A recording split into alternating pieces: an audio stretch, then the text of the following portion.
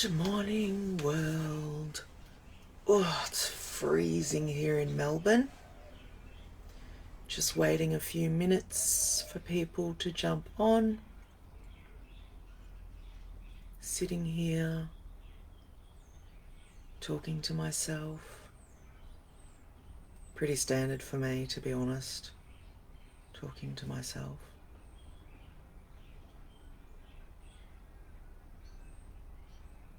It is actually really early.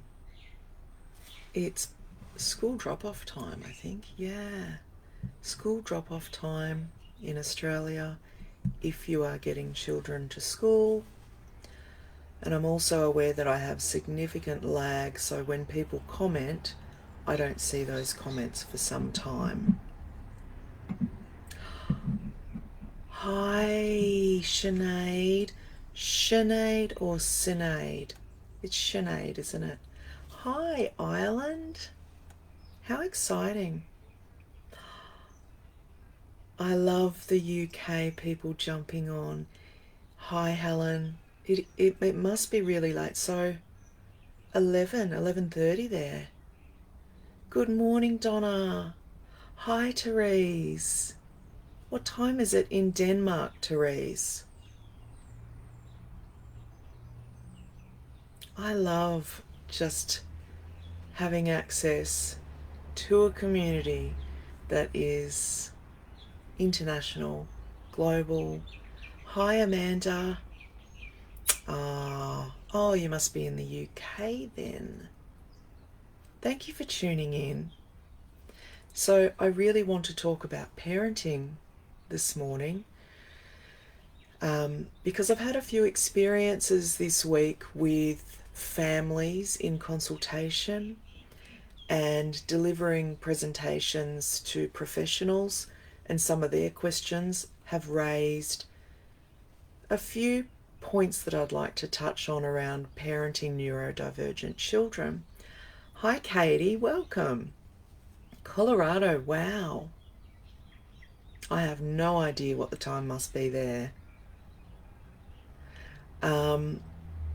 So how do we know when we are Therese? Just after midnight.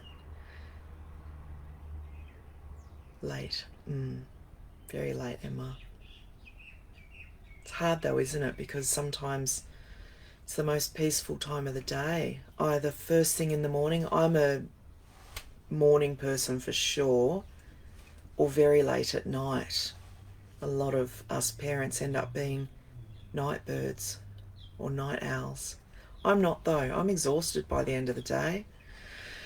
So, how do we know when we are parenting our neurodivergent children adequately or well? I find that question itself so problematic. Having a yardstick for parenting. And when we reflect on the constant bombardment of messaging around how to parent all children, it's most often geared toward neuronormative standards. So children who are not identified autistic or ADHD or PDA or absolutely anything else aside from typical, which is an elusive word anyway. So I think part of our problem in parenting is that we often question ourselves and we're riddled with self-doubt and insecurity because we are still expected to subscribe to parenting advice and suggestions and approaches that are geared toward children who are not neurodivergent. We know this because we know that the world largely has an expectation that autistic people or anybody with any kind of difference will work toward showing up in the world as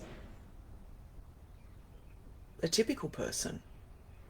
And we know this because of most early intervention approaches.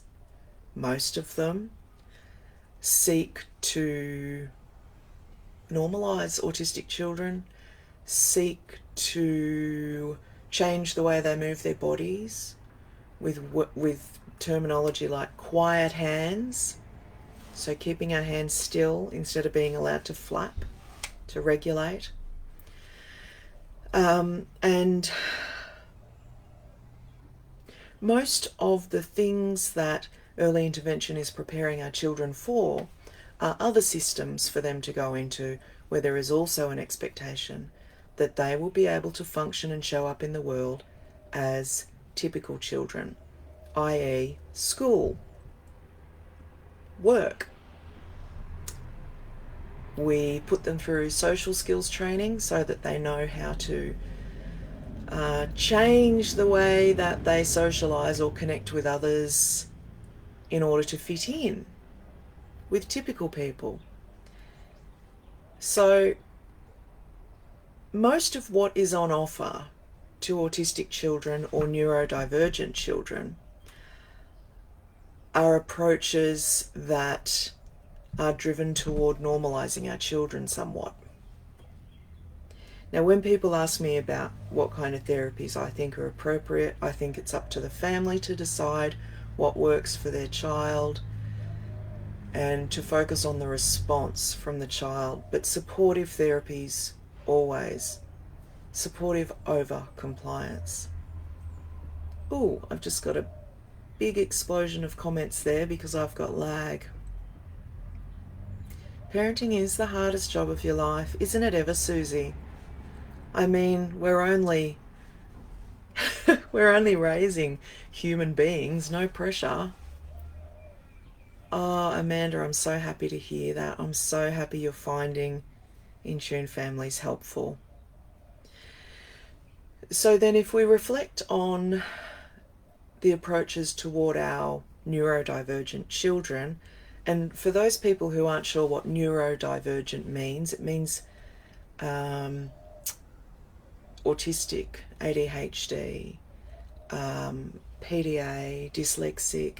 It means having a brain that differs from having a typical brain. Neurodiverse is everybody. It's inclusive of all brains. Neurodivergent are brains like mine. So when we look at that information around how we are introducing our neurodivergent children to the world, what foundation we're setting for them, then we can understand that there's also an incredible amount of pressure placed on parents to parent in the same ways that parents who are raising typical children do. So conventional forms of parenting, traditional forms of parenting. And I see this ongoing cycle of stress, long-term chronic stress and tension within families, strained marriages, self-doubting parents, anxious parents, exhausted parents, disconnected parents. And what I know and what I see and what I experience is that a large part of that is due to the fact that as parents we are constantly encouraged by support networks to parent children with non-standard brains as though they have standard brains. And if we just think about that for a second, it's absolutely counterproductive. Absolutely counterproductive. It's like looking at a dog and saying, well, the dog's not a horse, but we could still sit on it and expect it to gallop and will ride the dog hoping that one day it'll be a horse. It's insane. It's a dog. It's a perfectly wonderful, snuggly, gorgeous little dog. It's never going to be a horse. So we're not going to treat it like it's a horse. We're treating little autistic children who are apples as though they're oranges. And it's very dismissive and invalidating and dangerous. And we then see these parents that are doing everything that they're being told to do, trying to implement all of these strategies that they're being encouraged to implement, and it's creating so much stress and so many resulting mental health and well-being issues. And then parents blame themselves. Parents blame themselves all of the time. They feel inadequate. They feel like they're not doing the right thing for their child. And then they go back to those supports that are in place for them and they say, well, I tried doing that, but we're not having much success. And then their support network or their professional might say, well, are you being firm? You know, how are you going about it? Because I think your anxiety might be feeding the problem. I think that, you know, if you were stronger or you used a stronger voice, or if you just put your foot down and disciplined your child, then this would work better. So parents are being fed a system that it is not going to work without severe repercussions. And then when they go back and say, this isn't working so well because it's not going to work well, they're blamed for the failing. And we believe that. We believe that about ourselves. We believe that we should be able to parent our neurodivergent children just like other children, and it just takes time and practice and everything will be okay. The reality is that neurodivergent children are perfectly whole and complete as they are. They are a different kind of person and they have different needs. They require a different form of parenting and nurturing. They require a different kind of connection with their parents because we receive information and process information from our world and our environment differently. Everything about us is different. So the way that we need to be nurtured and understood and guided and loved is going to be different.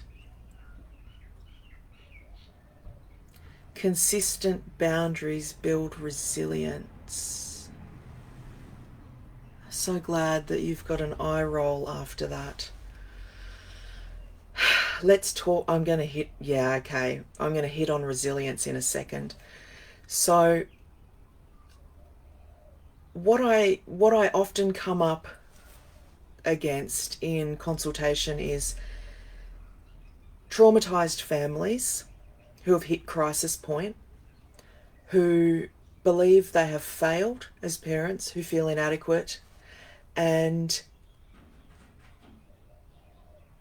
they're looking for reassurance. They're looking for someone to tell them that what they're doing is okay, because the alternative, which is what they tried before, hasn't worked. So they've hit crisis. Their child now won't come out of their room. And this is particularly common for children with a PDA profile because there's a very fine line into being tipped over into trauma. So then we just shut down and we won't come out of our room and we won't be able to engage with everyday living. And when that happens, parents are forced to seek another way. We are backed into a corner. We know that everything that we've been trying for the longest time in the world hasn't worked. In fact, it's probably fed this constant stream of messaging to our children that there's something wrong with them. You don't sit a child at a table and deliver them a therapy without them knowing that there's something about them that needs fixing or changing or improving or working on. I've had that experience. I've seen how it plays out. So we're well aware that there's something about us that is unacceptable, that needs to be worked on. So we already know this about ourselves as children, and we are super sensitive to feedback. And that feedback is tone of voice, it's facial expressions, it's eye rolls, it's disapproval. It is hearing late night conversations from our bedroom between our parents. It is feeling into the energy of stress and tension and anxiety from our parents who are under immense pressure from systems and professionals and supports to get this right. And it's this ever evolving, moving toward a place that is not good for the entire family. So when you're in that space, sometimes you're left with nothing, absolutely nothing, and you need to seek alternatives. And so that often means stripping back to absolute basics, disconnecting and unplugging from what everybody else tells you that you should be doing, tuning out all of the outside noise, books, the news, parenting programs, well-meaning professionals and supports, sometimes support groups because of what goes on inside of those. And tuning into our intuition. And I can't tell you how many families experience that place, that rock bottom, is where their new beginning starts, and they begin to move up. And they begin to actually meet their children for the first time. They begin to meet themselves for the first time. We begin to identify our own shadows and our own unmet needs and our own unhealed trauma that's also being projected and playing out in our families. The amount of families that come into consultation with me and say, how I parent is so radical, how I parent is so different from anything on offer out there. I know that what I'm doing feels right for us as a family, but how do I reconcile that with an entire society that would disapprove? And this is when we get to the point where we really do need to tune into our lived experience, pay attention to how our children are responding to how we're parenting, because that's the only thing that matters. That is the true compass of how we're raising our children, how they're responding. And just remembering that anybody who is giving us information about how to parent our neurodivergent children as though they are not neurodivergent, that is so unhelpful. It's so unhelpful. So there may be people that have ideas around, appropriate sleeping time and how to get our children to sleep and putting our foot down and making them sit at a table to eat a meal. We are going to do things differently with our children, forcing them, training them. Whilst many children will move into a state of compliance, and we do this, we pop on that mask and we comply and we pretend everything's okay, because we know that if we don't, we're going to be faced with more of that. And you can only mask and pretend for so long. A child can only mask and pretend for so long and comply and go along with things and pretend to be someone they're not. We're asking a child to inherently shut down parts of who they are when we do that. And that will come out later. That will come out either through the spillage of rage in teen years, aggression. It comes out in so many ways. And the first 5 years of a child's life, those foundational years, are so important, so absolutely important. Our children are always going to be neurodivergent, always. But when we constantly bombard them with the messaging that they need to be fitting in with their non-neurodivergent peers and doing life like non-neurodivergent people, we can see the outcomes there. We can see by looking at the statistics on the autistic community with mental health, with suicidality, with eating disorders. You know, we then go away and we attempt to exercise control in other areas of our lives because we haven't had it where we need it the most. When you rob a child of their autonomy and their freedom and their right to self-expression and that space and flexibility to explore who they are and how they show up in the world, we steal their identity. We steal it. We rob them of it. And I can't tell you how many autistic people get to our adult years and we have no idea who we are. No idea. I sit in session with autistic adults every week who are in their 40s, 50s. I've even sat with women and men in their 60s and 70s who are only now beginning their journey of self-exploration as their authentic autistic selves, because it has not been safe to be who they are. And when you take a human being and you shut down parts of them, and when you live in a society where professional help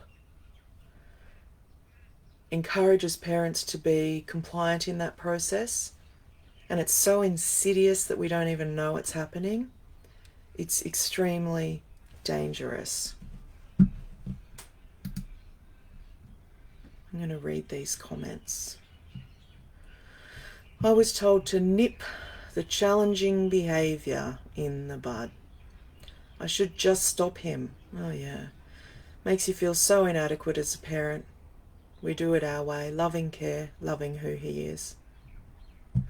Holly, I'm so sorry that you've had that experience. And this is part of the problem too, the focus on behaviour, because behaviour is just a byproduct of an internalised process.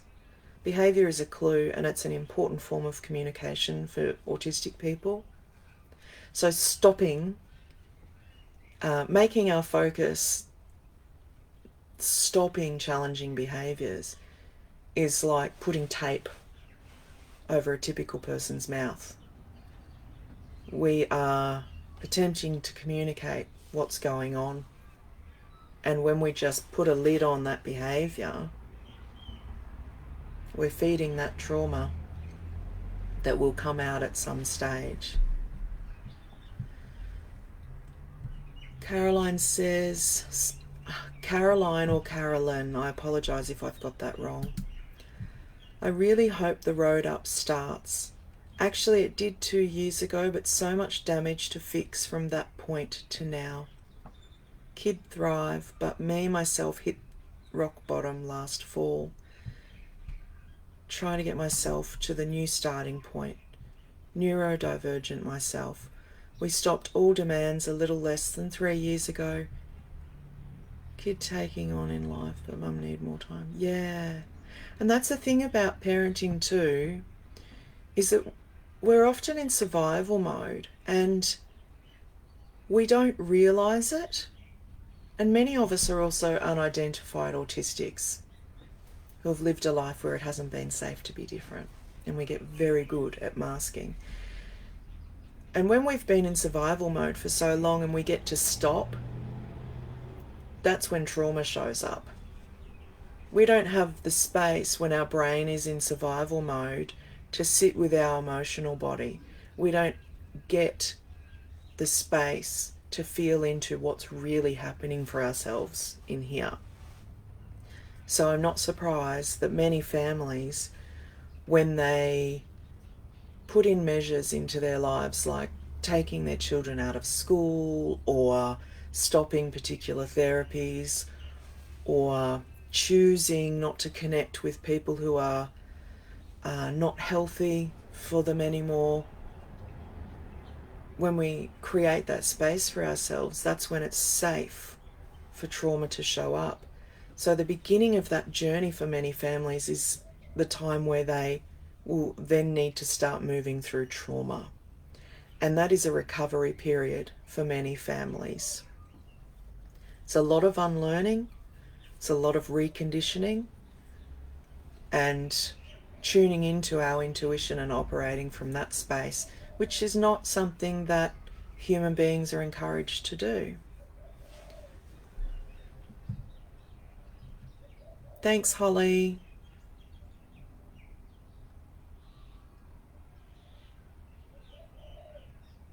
Now, somebody mentioned resilience before.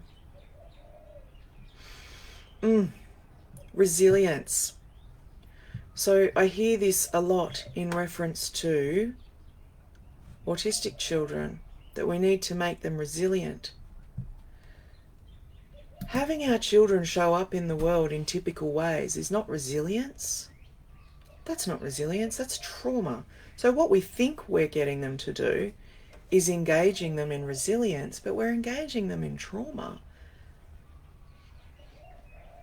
Resilience is getting up every day, facing a world that is a sensory bombardment,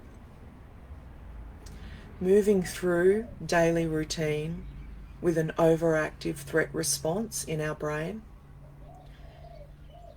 It is moving through life accompanied by a constant barrage of anxiety. It is needing accommodations and diverse support and not always having access to that. It is showing up in the world as somebody other than yourself to make other people feel comfortable.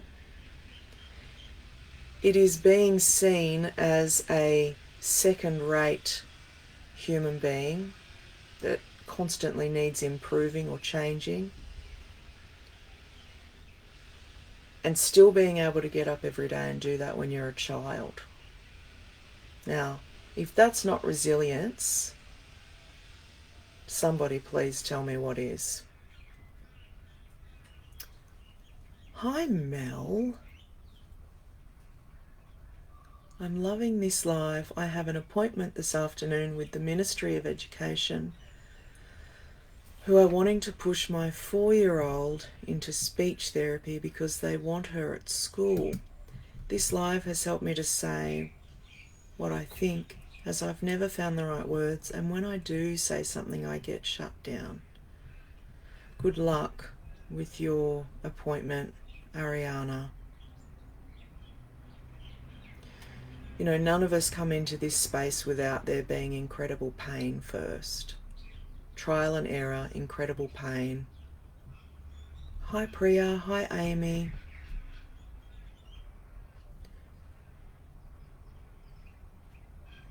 I wish I'd known what I know now when my daughter was much younger. She's nearly 12 and I feel like I'm scratching the surface of how best to parent her.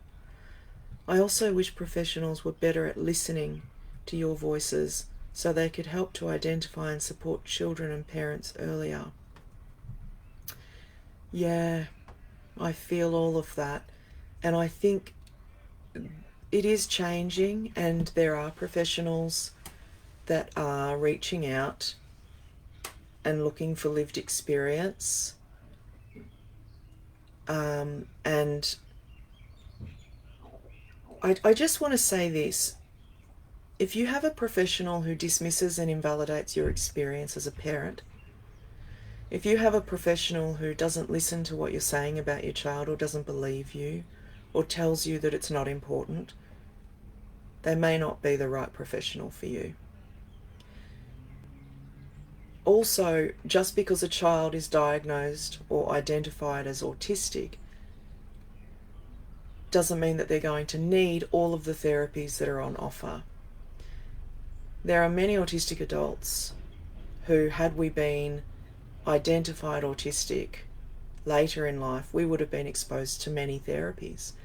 But many of us move through life without them, and I think I'm okay. I like to think I'm okay. But as an adult, I've been able to source the support that I need as an autistic person, and I've had autonomy and choice over the connections I have with professionals and how they feel, because relationship is very important. I struggle to feel like I can't do right for doing wrong with my two boys, as often what triggers one is the other expressing themselves or needing to self-regulate. I feel so at a loss most days and am now... Sorry, everything's moving. Where did that go?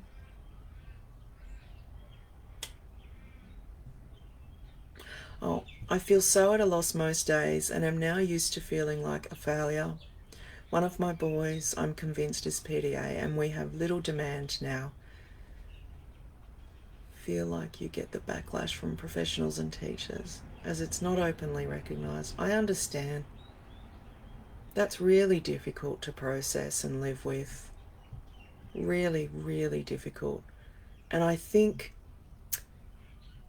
there's a great sadness in the reality that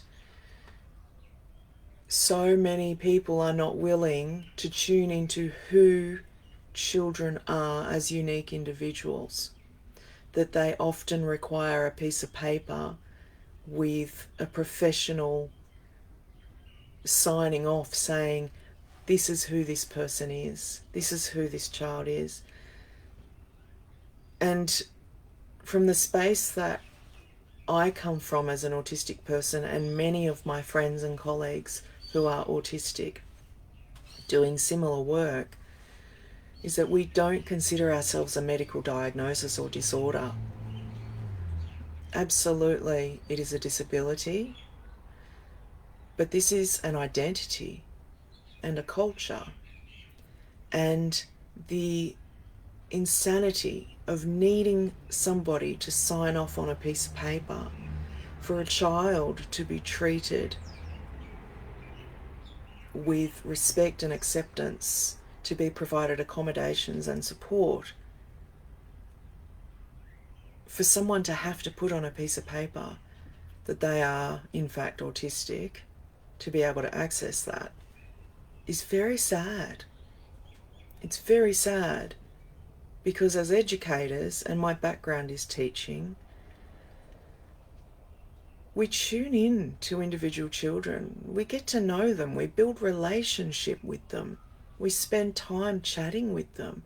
We learn about how they thrive and where they struggle. We support and encourage them. But we pay attention to who they are. We pay attention to who they are. We tune into them and figure out what works best that way.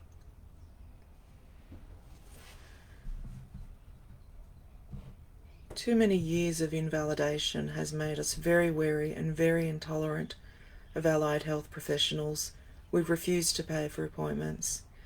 I understand that, Nikki. That is a common experience. And, you know, coming back to the identity perspective and cultural perspective of being autistic really reframes the whole experience. And this is what the neurodiversity movement is all about. It's about understanding that we are all of value, that every brain, every expression, every person is of value. There's no best, there's no better, there's no less than, there's difference. And being supported is the most appropriate way forward. when we consider autism as an identity and a culture, and we think about the fact that there are people who claim themselves to be experts who don't identify themselves as autistic, who don't understand or share autistic culture, that's problematic. They're working with families, they're writing papers and books and offering presentations on something they don't even identify with. So there's only so far you can go with that kind of information. It's book autism. We're getting our information out of books and it's based on behaviour. And that will only take us so far until there's nothing more we can do. So this is why it's important to understand autism as an identity and culture. The books don't tell you all the other stuff. The books won't tell you what an autistic person is, because there's no such thing as one kind of human being. But the books subscribe to this idea that all autistic people respond really well to the same approaches, and we don't. We just don't. The criteria, I've said it before earlier this week, it's a snapshot in time of a presentation in an autistic person who is either a child or they're not doing so well. There's so much more around the criteria about what being autistic is. All the good stuff, for example. Anyway, I think this is the longest I've ever talked in a live. Thank you everyone for being here and for holding space for me and for trusting in what I say and for finding it helpful. Does a diagnosis always help?